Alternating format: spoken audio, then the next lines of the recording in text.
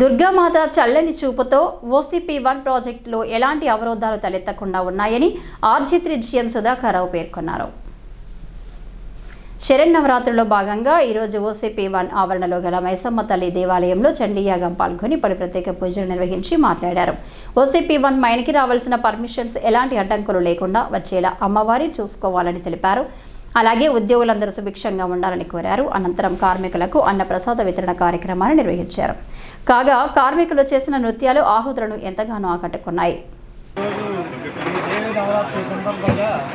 ఈ హోమంలో పాల్గొన్న భక్తులందరికీ కూడా దసరా శుభాకాంక్షలు.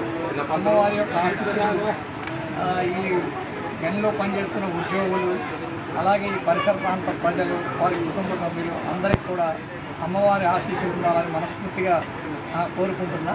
ఇది నేను 3వ సంవత్సరం ఈ హోమంలో ఓసీ-1లో పాల్గొనడం అనేది ఈ ఎంతో చక్కగా ఎవరికి ఇబ్బంది కలగకోకుండా ఈ హోమాన్ని నిర్వహిస్తున్నటువంటి ముఖ్యంగా జగన్నాథాచార్యులు అయ్య గారిని, వారి బృందాన్ని ప్రత్యేకంగా మనస్ఫూర్తిగా ధన్యవాదాలు తెలియజేస్తున్నా.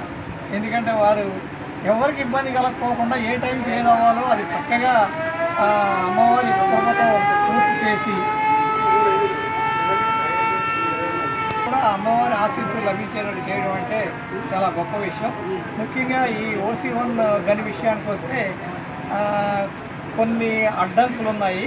అవి అమ్మవారి కృప వల్ల రేపు జరిగేటువంటి ఈఏసీ మీటింగ్లో దీనికి కావాల్సినటువంటి టార్ అనుమతి లభిస్తుందని ఆశిస్తున్నాము. తప్పకుండా అది రేపు జరిగే మీటింగ్లో అనుమతి లభించినట్లయితే ఇక ఓసీ-1కి నిరాటంకంగా ఇంకొక 20 సంవత్సరాలు జీవితకాలం పొడిగింపబడుతుంది.